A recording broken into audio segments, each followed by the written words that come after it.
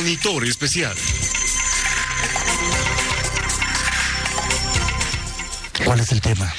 El tema es, quizás el título sea demasiado rimbombante, pero es el tema de cómo hacer que nuestros hijos se transformen en líderes.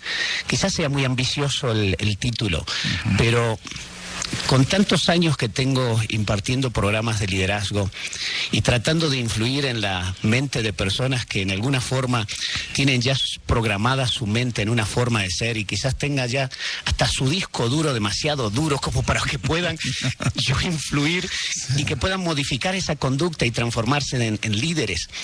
He visto que en los últimos años, José, que cuando trabajamos con los hijos de los ejecutivos, el ejecutivo modifica mucho sus conductas y la relación comienza a mejorar. Él comienza a aplicar mucho mejor los aspectos del liderazgo que antes con solo enseñarle a él no era suficiente.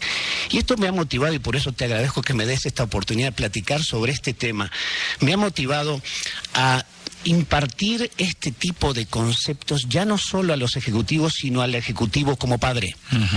Es decir, cómo este ejecutivo puede influir en la conducta de sus hijos para que pueda desarrollar en edades tempranas aquellos aspectos del liderazgo que este joven, cuando ya sea grande, ya esté en las organizaciones o tenga su propia familia, pueda aplicar en forma natural, en forma ya casi automática que surja, y no que tengamos nosotros como en nuestra edad que tener que reaprender aquellas conductas que no nos llevan a este objetivo. Claro que estaba leyendo un artículo de un señor que decía, pues yo cuando era soltero, dice, tenía 5 teorías acerca de cómo educar a los hijos. Dice, ahora que tengo 5 hijos no tengo ninguna teoría. Honesto por lo menos. Honesto por lo menos el señor. Por eso yo creo que en esta etapa que estoy reflexionando y estudiando, y espero antes de que acabe este año que me invites a poder platicar nuevamente de este tema, porque estoy... Me falta mucho, estamos a 3 de julio. Es que me cuesta mucho, no te olvides que tengo el disco duro y me llevan como 5 o 6 meses poder estudiar más sobre el tema y profundizar sobre la importancia y en qué etapa podemos nosotros desarrollar qué tipo de habilidades en los hijos para que luego lo puedan aplicar. Hasta ahora me gustaría compartir contigo como 7 u 8 de estos conceptos que si lo pudiéramos desarrollar en nuestros hijos pudieran ser de gran impacto en su vida. Obviamente el primero y el más obvio es el desarrollo de la autoestima. Es decir, desarrollar la seguridad personal en el joven. Desarrollar esta seguridad generalmente nos lleva a un factor de soporte al joven, de apoyarlo, de buscar cuáles son las habilidades naturales que tiene este joven. Y mi mensaje es, descubra una habilidad en su hijo y refuércela. Porque si el joven desarrolla y crece en esta habilidad, la autoestima, la confianza, la seguridad comienza a darse. Yo en mi vida personal, que he visto muchos ejecutivos triunfar, toda esta gente que triunfa y que desarrolla todo su potencial, viene mucho de la forma que ellos tienen de verse a sí mismos, de la imagen que ellos tienen de sí mismos, y que generalmente esto nace en mi hogar, nace en mi casa, en la forma en que me tratan, en la forma en que me observan, en la forma en que realmente me aceptan tal cual como soy. Porque el joven sale a la calle, sale a esta lucha, sale a esta competencia, y muchos de ellos quizás quisieran ser infinitamente mejores que él. Pero cuando regresa a su hogar, ahí es donde debe encontrar él la aceptación de tal cual como es él. El aceptarlo tal cual con sus habilidades, con sus defectos, de tal forma que este joven, si nosotros podemos darle este sentido de seguridad personal, esto le va a afectar o le va a implicar la seguridad personal para poder asumir riesgos cuando él sea un ejecutivo, cuando él esté en el mundo de la competencia tan feroz que tenemos en el mundo de los negocios. Bueno, 2 cosas de lo que nos estás diciendo, Mario. Una, no pretendo desviarme al terreno de la psicología infantil, porque no es el tema de hoy, pero creo que es muy importante que le comentes al auditorio que cuando tú estás hablando de darle a los hijos este tipo de elementos que tú nos estás comentando, no es cuando tienen 17 años, ni cuando tienen 13, ni cuando tienen 10. Así es. ¿Cuándo es? Fíjate que estoy, dentro del estudio que estoy haciendo, una de las cosas que he descubierto es que el cerebro de los jóvenes crece hasta el tamaño que va a ser en su vida, hasta los 4 o 5 años. Ahí es donde el cerebro del joven crece al tamaño que va a tener el resto de su vida. A partir de esa edad comienzan a morir las células. Esto implica de que todo lo que podamos desarrollar en nuestros hijos de 0 a 4 años es fundamental para el resto de su vida. De tal forma que nosotros debemos tener este cuidado, y me gustaría profundizar sobre esto en el futuro, sobre la trascendencia que tienen los primeros 4 años para desarrollar estas habilidades, esta autoconfianza, esta seguridad personal que le permita al joven asumir riesgos que son tan necesarios cuando él esté en el mundo de los negocios, en el mundo realmente de su vida. Y en el mundo que sea, porque tienes que tomar riesgos para todo. Tú estás enfocado en esta plática al mundo del ejecutivo y los hijos, pero el auditorio es amplísimo. Los ejecutivos son los menos en la República Mexicana. Así es. Y entonces yo creo que hay que extender el concepto de la seguridad a todo tipo de mexicano o mexicana. Y si eres seguro, pues vas a poder hacer otras muchas cosas más, aparte de trabajar y hacerla bien. Si tienes la seguridad. Es correcto, porque cuando uno habla de liderazgo, uno cree que va a dirigir masas. Sí, tú no estás hablando de crear personajes que anden dando conferencias de prensa todos los días porque quieren ser presidentes. No estás hablando de eso. Así es. Estoy hablando de que el ser humano tenga la capacidad de poder dirigir su propia vida. O sea, lo primero es ser líder. Mi líder. De ti mismo. Sí, porque aparte la pregunta, si te digo, ¿quién es tu líder? Todo el mundo empieza, mira, no sé, se me hace, y acaban diciendo Churchill. Así es. Últimamente por aquí no hay muchos. Entonces, pero no, la respuesta es, mi líder soy yo. Así es. Tener esa capacidad de poder dirigir tu propia vida hacia un destino implica también el segundo punto que quisiera compartir, que es enseñarle a los hijos la diferencia entre la grandeza primaria y la grandeza secundaria en la vida. A ver, ¿cuáles son? La grandeza primaria tiene que ver con la fortaleza interior, tiene que ver con el desarrollo de los principios, valores, la seguridad personal, la fortaleza interior que le permita ser el individuo independiente de los factores del entorno. De tal forma que el individuo, cuando comienza a comprender que la fortaleza interior le permite generar independencia del entorno, él puede tomar decisiones por sí mismo y no solo influenciado por los elementos del entorno. Es decir, no buscar, el joven comprenderá que no tendrá que buscar su debilidad personal fuera de sí. Esa debilidad que a veces uno tiene de sí mismo, no tiene necesidad de buscarla en el Nintendo, en el próximo viaje, en el carro, en las joyas, sino encontrar dentro de ti mismo aquel factor que te da la fortaleza personal para poder controlar los factores del entorno que son a veces tan agresivos y tan duros que en un momento dado uno flaquea y si no tiene esa fortaleza interior, esa fortaleza primaria que nos permite decir, yo soy independiente, tengo esta capacidad de poder desarrollarme a pesar de este fracaso, a pesar de esta situación tan difícil.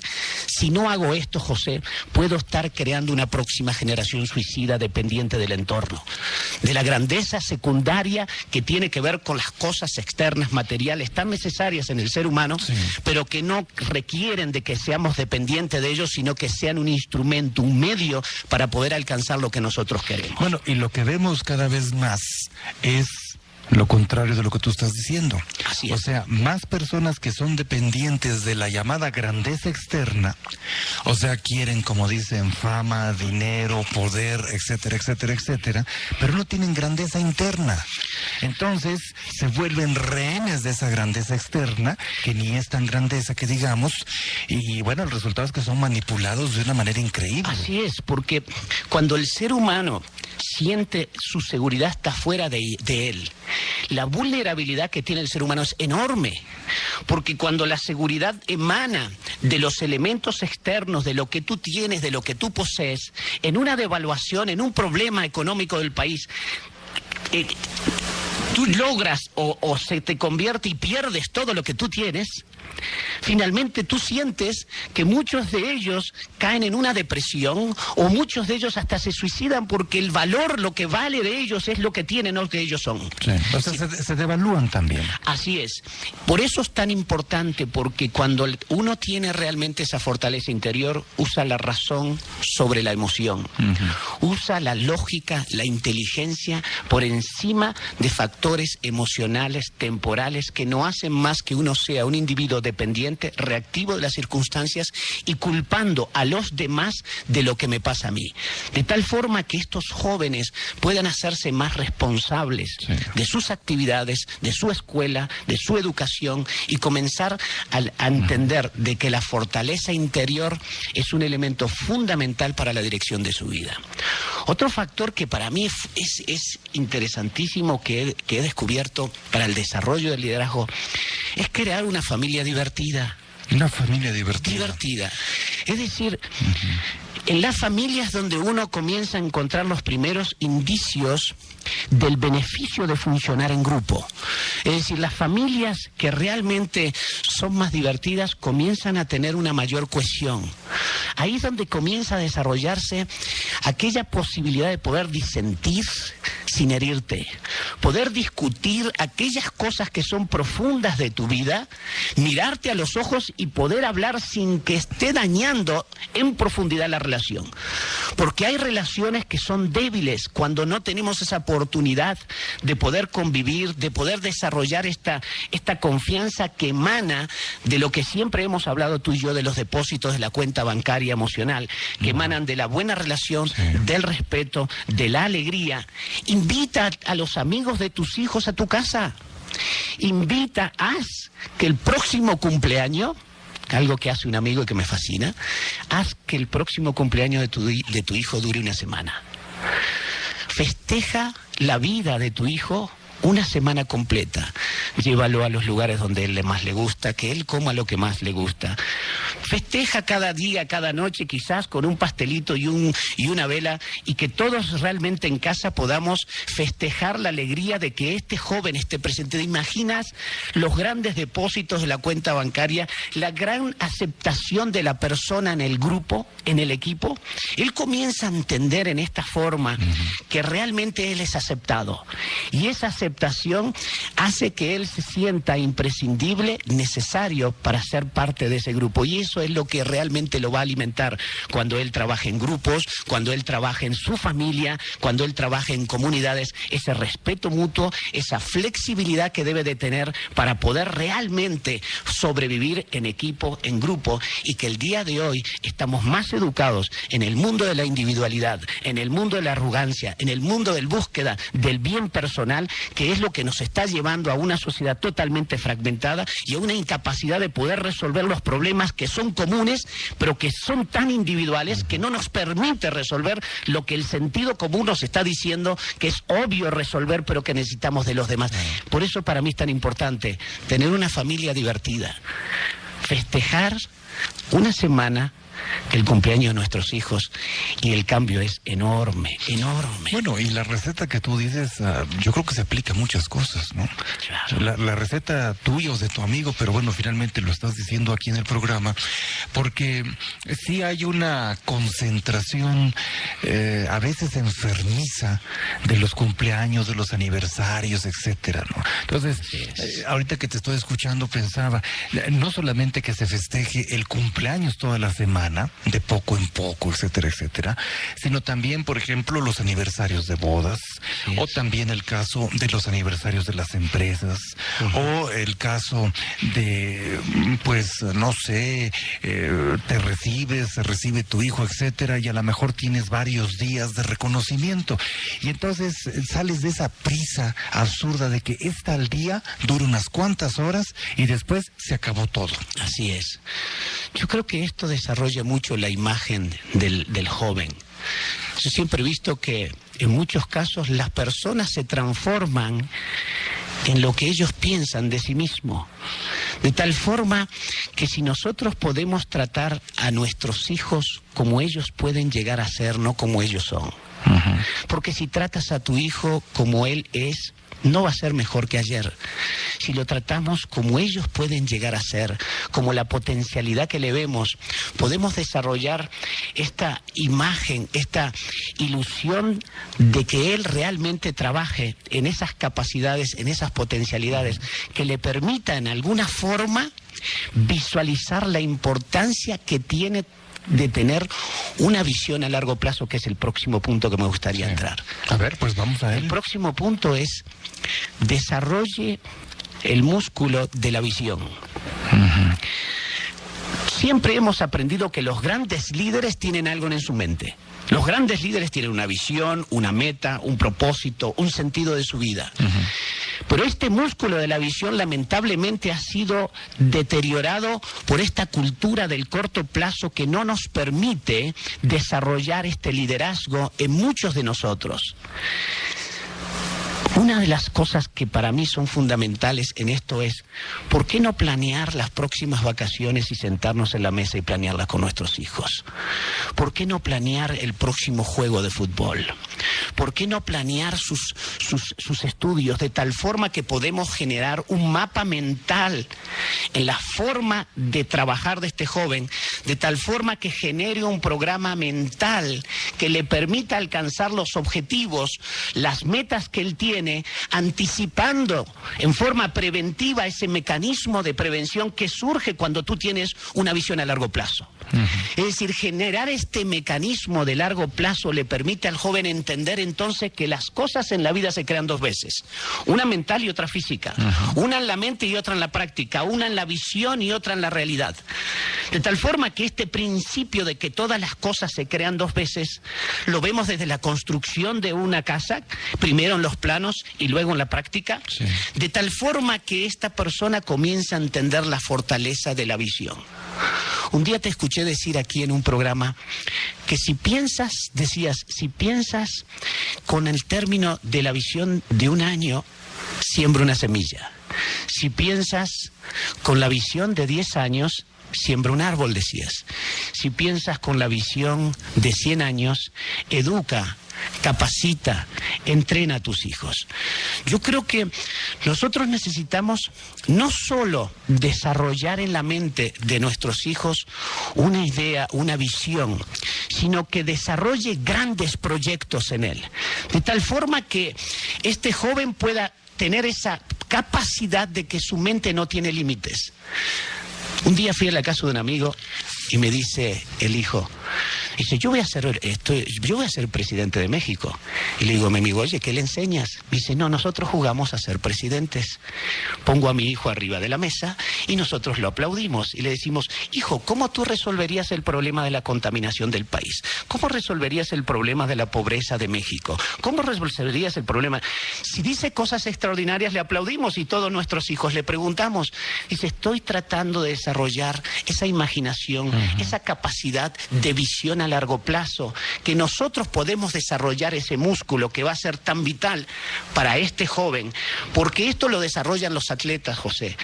Esto lo desarrollan, lo he visto en ese libro interesantísimo sobre cómo los seres humanos en la guerra de Vietnam lograron sobrevivir gracias a esa capacidad de visión que tenía esa gente en la cárcel y que se visualizaban con su familia tocando música o escuchando la mejor música o haciendo lo que a ellos más les gustaba, que fue el mecanismo que les permitió sobrevivir de esa gran depresión.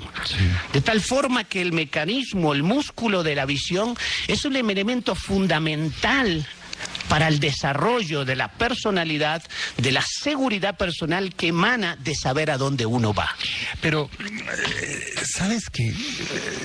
Estando totalmente de acuerdo contigo en lo que estás diciendo, Mario, tú no percibes, o yo por lo menos, no sé si tú, yo no veo dónde se hacen esos ejercicios, excepto en la casa de tu amigo y algunas más. Así es. ¿No?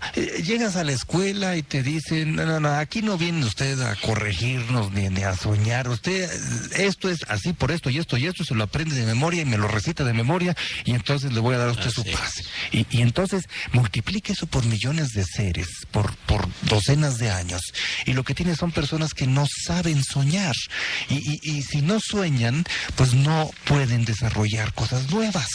Y por eso es que vemos este vacío nacional que tenemos de tantas ideas que necesitamos.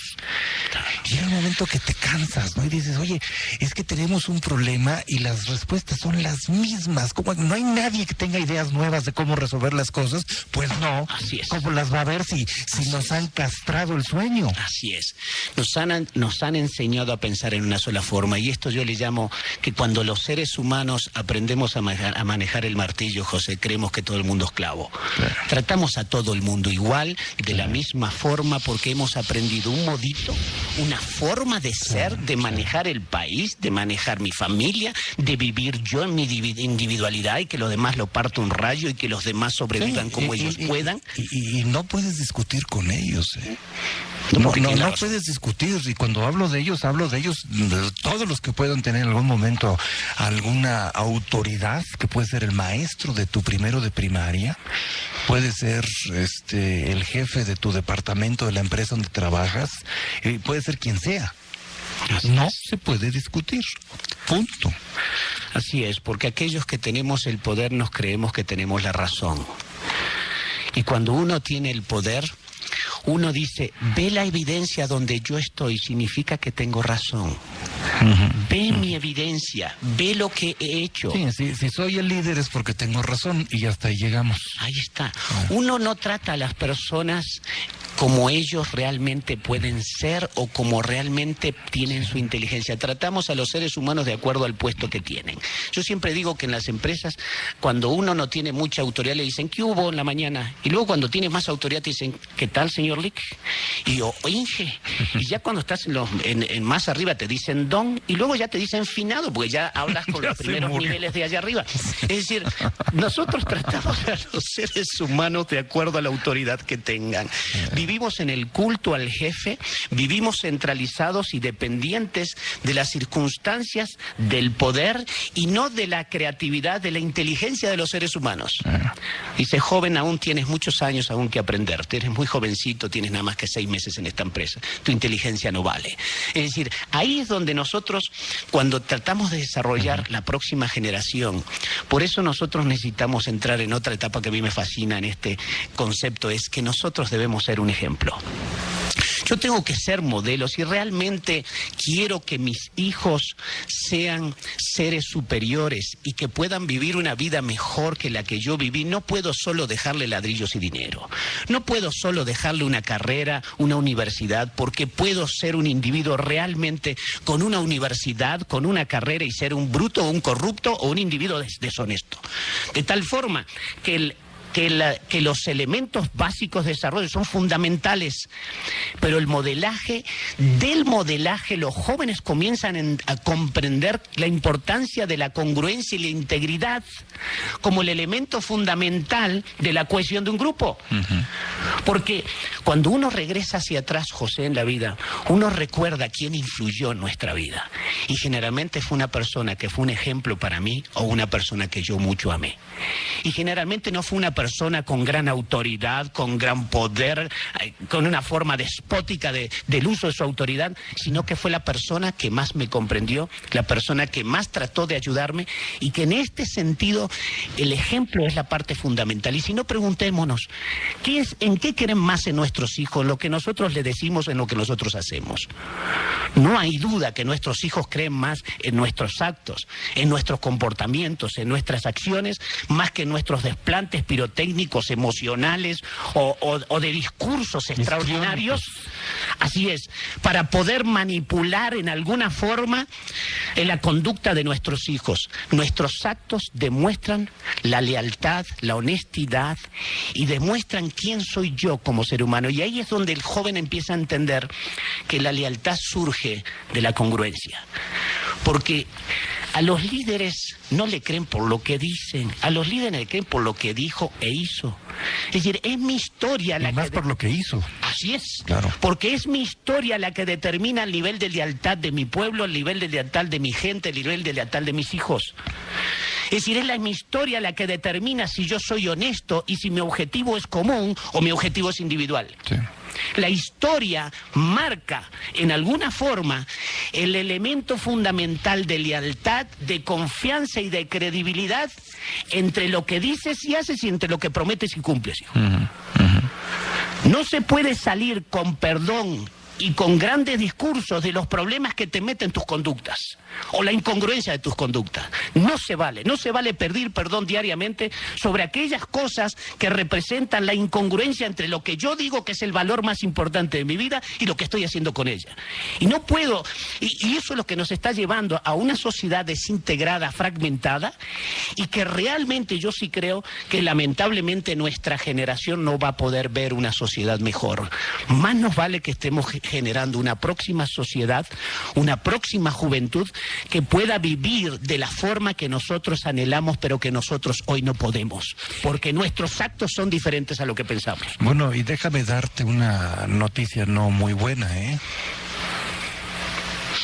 Los que siguen atrás de nosotros en edad y los que siguen atrás de los que nos siguen a nosotros, y así puedo irme 2, 3 escalones más para atrás, no están con la suficiente carga e información y liderazgo para lo que estás tú diciendo.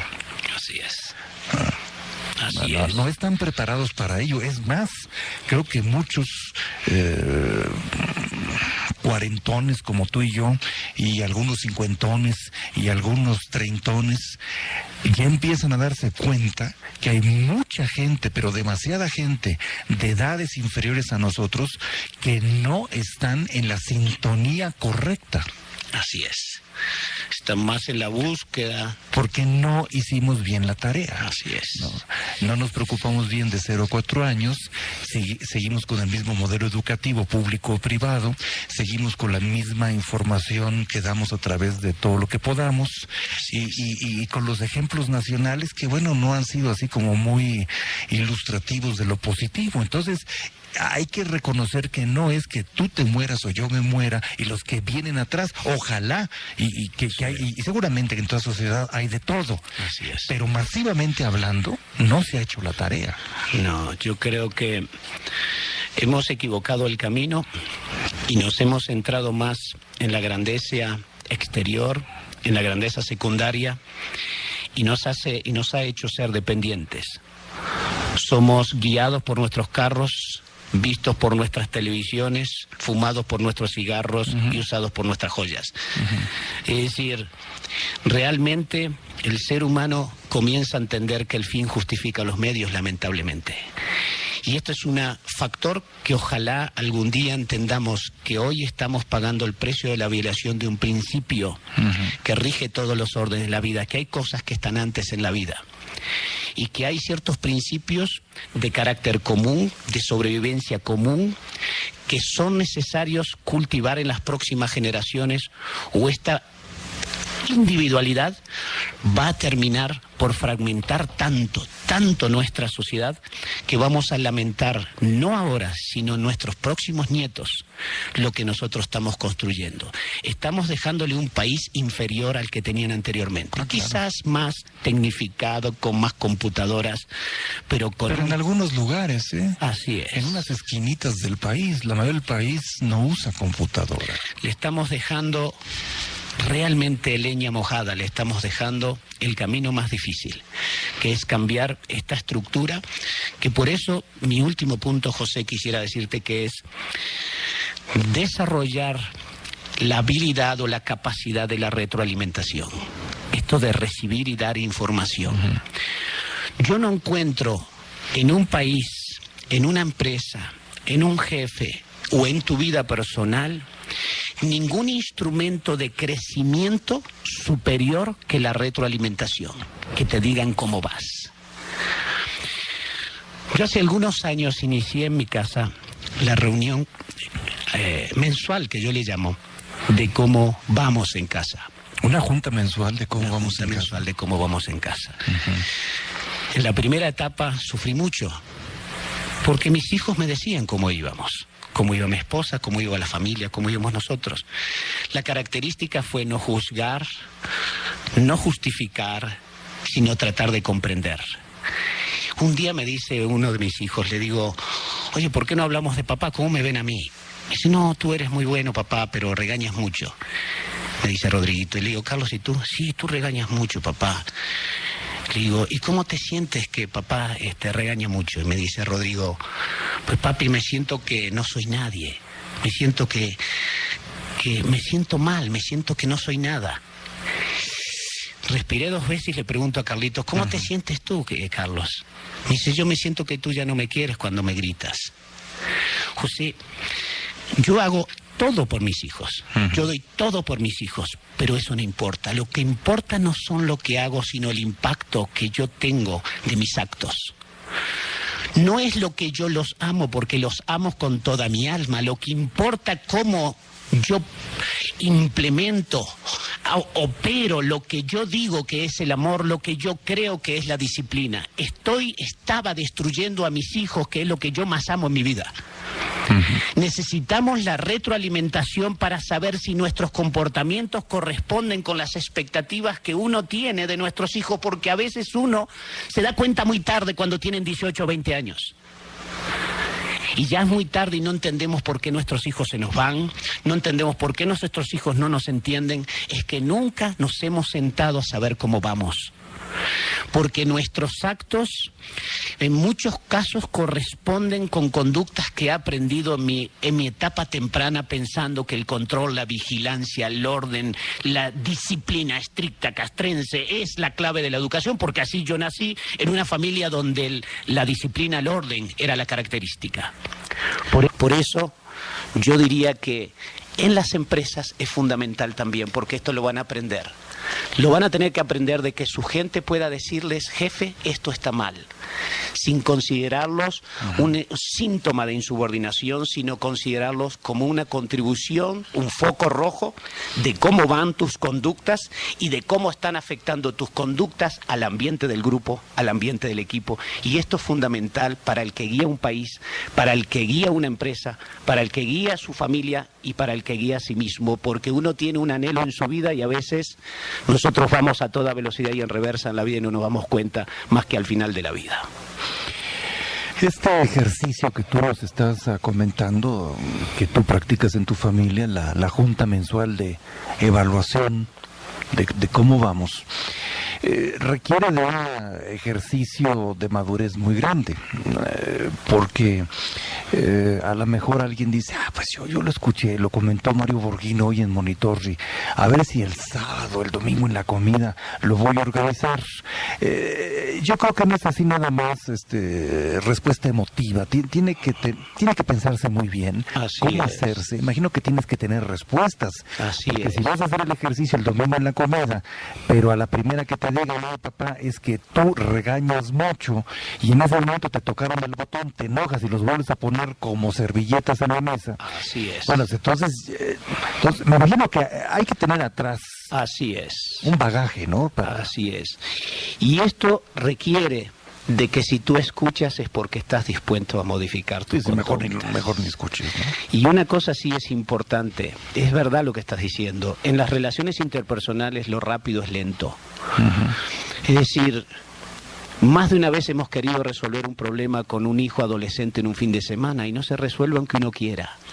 Más de una vez he querido resolver un problema fuerte, profundo con mi esposa en un fin de semana, sentarnos a platicar y aunque uno quiera no se resuelve en una sola oportunidad. Requiere de una madurez, de una flexibilidad, pero requiere también de pasar por esa etapa que yo siento que pasamos hace ya algunos años cuando tenían ellos 7 y 5 años, que decían estas cosas, y que realmente es un dolor profundo, porque el dolor no es físico, es mental. Es un dolor... Es emocional, ¿no? Es un dolor emocional. ¿No? Es emocional. Nace de la ignorancia de poder observar cómo mis conductas reflejan lo que yo siento y a veces no hay una relación directa entre lo que pienso y lo que hago, ya que la forma de instrumentar lo que pienso es lo que en muchos casos es lo que está equivocado.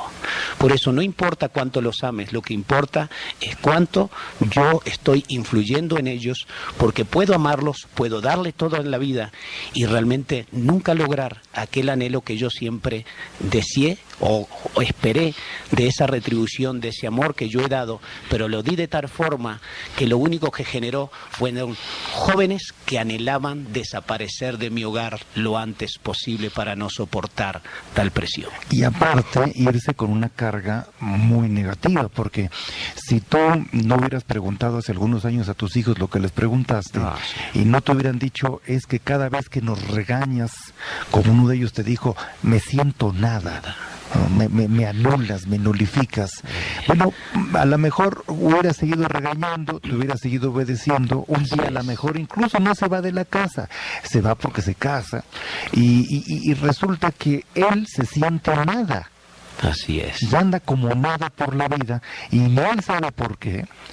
No tú vas a reconocer que cometiste ese error. Entonces es muy importante lo que estás diciendo y a todos niveles para terminar. Fíjate ahorita que lo dices, bueno, simplemente lo amplío.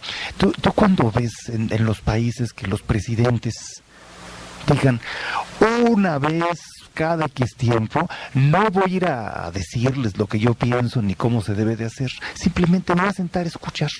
A ver, ábranle ahí el teléfono. O que el dueño de la empresa, o el director de la empresa, o el gerente del área, o el líder del sindicato, y puedo hablar de 1000 asuntos que todo el auditorio se los imagina, o el jefe de la policía de una ciudad, o el gobernador de un estado, o el jefe de un partido. No, todo el mundo vamos ya preparados con el discurso. Hoy es el día en que me van a escuchar. Y ahí les va el rollo. Y si les gusta, y si no les gusta, ahí les mando otros para que se lo refuercen el rollo que les di. Así es. Así no llegamos muy lejos, ¿no? Es que hemos entendido equivocadamente que nuestra seguridad personal proviene de tener razón y no de comprender. Y cuando uno comprende, se siente que hay vulnerabilidad porque tengo la necesidad de cambiar mi punto de vista, porque veo que el tuyo también contribuye y es bueno. Claro. Pero como yo tengo el poder y la autoridad, pues no. Y eso es lo que no nos han enseñado desde niños. Ese es de los grandes agujeros negros de la escuela mundial. Sí. ¿No? Es de los grandes agujeros negros. Entonces, si no empezamos a hacer una revolución educativa, pero no como las que usan en los discursos, pues vamos a seguir produciendo lo que se ha producido y punto, ¿no? Bueno. Pues así es, José. Yo creo que... Bueno, pues muy importante que nos hayas venido a recordar estas cosas. Sí. Y ojalá que cada quien en nuestro pequeño mundo podamos tener la grandeza de decir, bueno, pues es cierto lo que dice Mario y voy a empezar a hacer mis cambios. Espero algún día poder hablar contigo sobre la habilidad de escuchar. Muy bien. Pues tenemos muchos meses por delante. Gracias, José. Gracias a Mario Borghiano en este viernes 3 de julio.